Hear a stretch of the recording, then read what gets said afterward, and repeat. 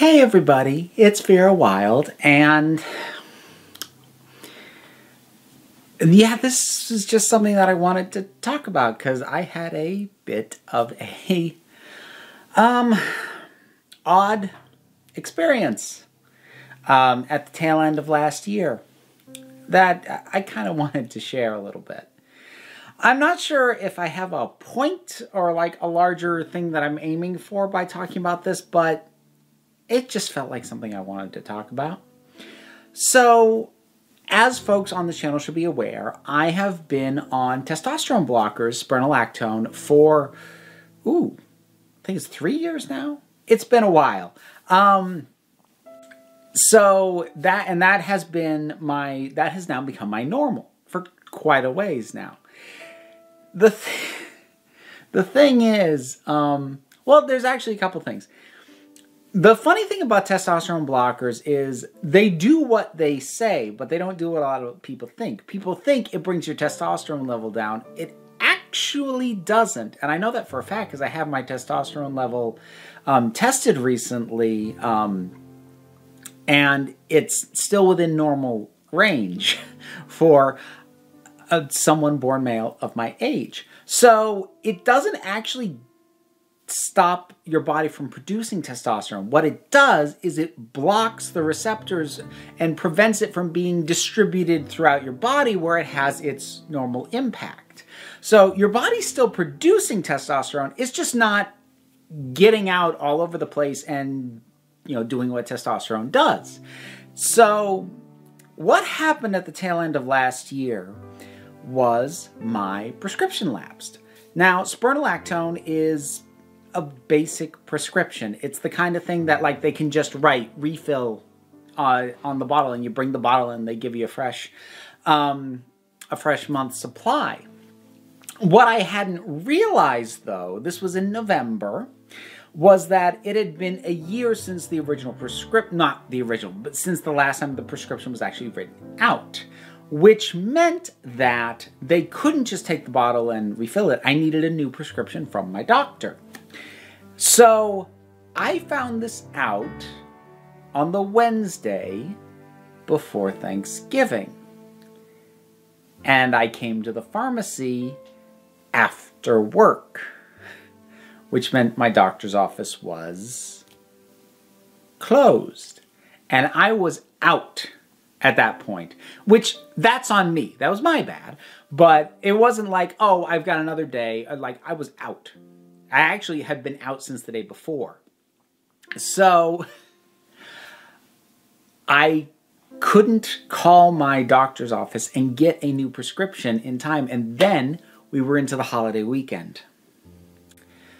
So basically, where I'm going with this is that I was off spironolactone for long enough that I felt the effects of testosterone starting to flow through my system again.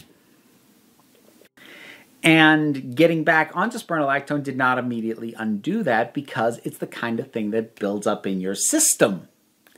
So once the spironolactone was effectively out of my system, testosterone came back, and then it was a gradual bringing that down again as the receptors got blocked, and whatever was sort of working its way through my veins worked itself out of my system.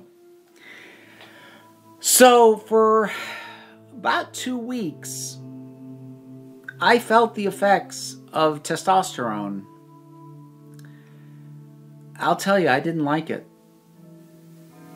It's funny, in many ways this was sort of educational for me because, going on the spironolactone and losing the impact of regular levels of testosterone freely flowing throughout my body was something that happened gradually. It happened over time.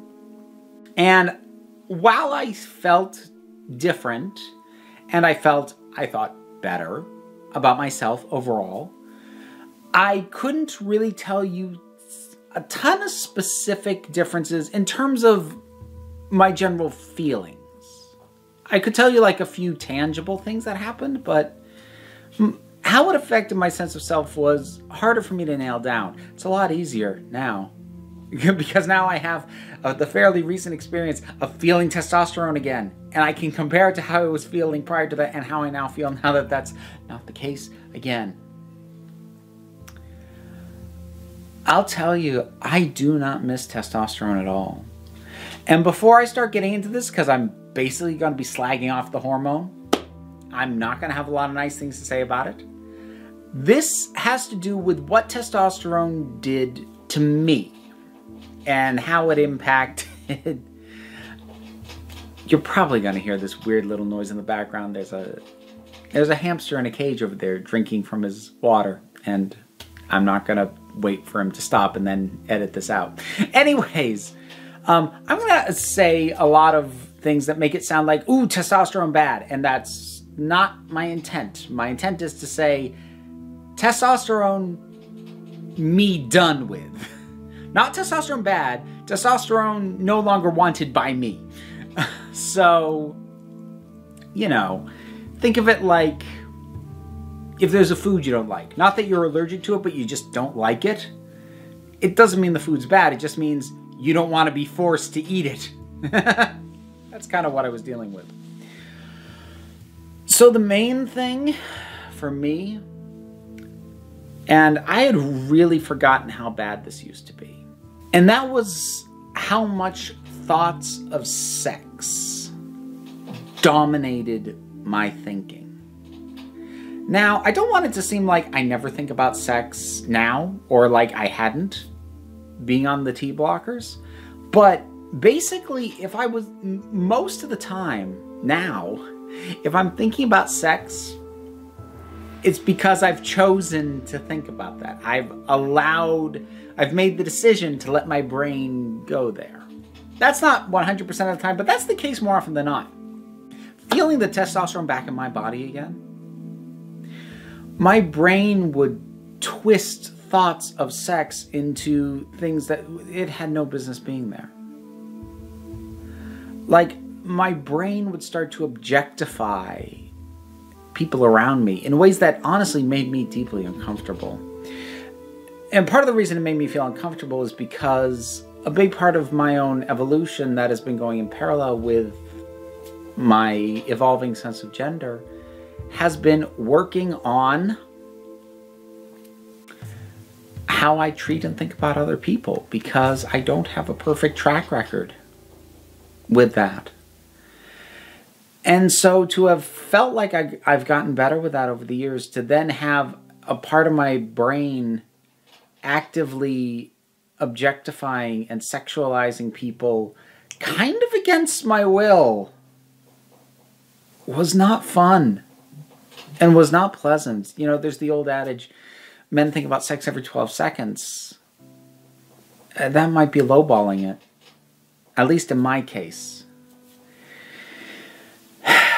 I didn't like thinking about sex that much. I didn't like that I couldn't seem to... It wasn't like a craving. It couldn't like just satisfy and like, oh, well, that thought process went away. It's like, no, it's still there. I felt trapped by it, to be completely honest. I felt dominated by it in a way that was not pleasant because, you know, sometimes being dominated is a very nice thing, but not in this case. I did not consent to this. It also kind of made me have to confront some of the realities about, you know, my own history and serve as a reminder of how much I used to think like this. Now, I don't want to put that all down to testosterone. I don't think that testosterone is like the evil sex hormone, but certainly for me, feeling myself regress to thought processes that I've really gone out of my way to evolve and move past. And again, it's not necessarily testosterone's fault. It just brought back a level of thinking about sex that isn't my normal anymore. And that as a result, put me into a headspace of, I don't know, I guess 5-6 years ago or more, which means it put me in the headspace of someone who I'm not anymore. And I very much don't want to be again. It was really unsettling. Partly because it just felt like, and I had never felt this about testosterone before, but this time feeling the effects of it again like that, it felt like an invasion of my body. It felt like an infection. It made me feel sick in a way that wasn't like physical, I have a cold. It made me feel to my core ill about who I felt like I was. And again, that's not 100% down to a hormone. A lot of that's my own baggage. Just because of, regressing back to a thought process and headspace that I don't want to be. I don't know how many other people who are on any kind of hormone adjustments have had that kind of experience of, medication lapsing and feeling their hormones kind of regress back to an old setting. I don't know if this is something that happens a lot. I mean, like, it shouldn't have happened to me. Again, largely my own fault, because I failed to notice that it had been a year since the prescription had been written, and then I waited until I was out, and then I waited to friggin' the day before Thanksgiving. This is my fault that this happened. So anyone who plans worth a darn wouldn't have this happen to them, but it just resulted in an experience and a thought process that I kind of needed to talk out.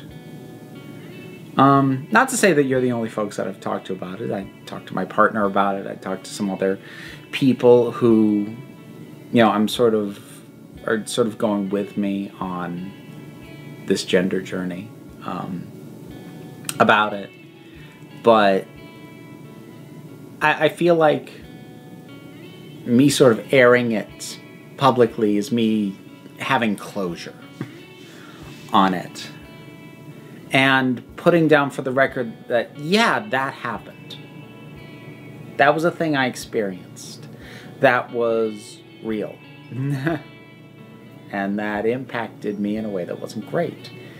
And because I worry sometimes that if I don't talk about these things, they fade in a way that means I lose the lessons that maybe I was supposed to take from them. And there were other impacts besides just thinking of sex more, but that was by far the most tangible. I think it was a little crankier in general too, but I don't think that's because testosterone made me cranky. I think I just felt cranky because I felt out of sorts.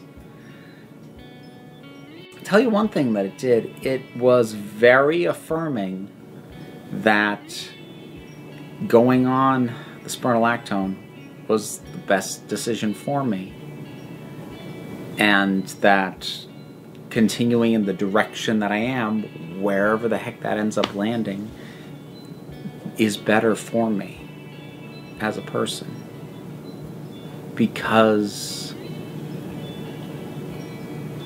I just felt so off and so undone when that prescription lapsed, and lapsed for long enough that the effects basically wore off. My brain just went so hazy, and I became so unproductive, and I couldn't focus, in a way beyond just the fact that I have ADHD, but beyond just my normal distractibility. I couldn't get my brain to stop. I didn't felt like I didn't have complete control of my own thoughts. I just had these invasive sex thoughts that wouldn't go away. And I didn't want them. Yeah. Testosterone. No, I'm good. You can go. Bye. So that was that experience. And just wanted to share it with you folks. Whoever feels like hearing this weird, gender fluid person ramble on. Thank you for listening. I appreciate it. And please remember, you are beautiful, you are valid, and you are loved.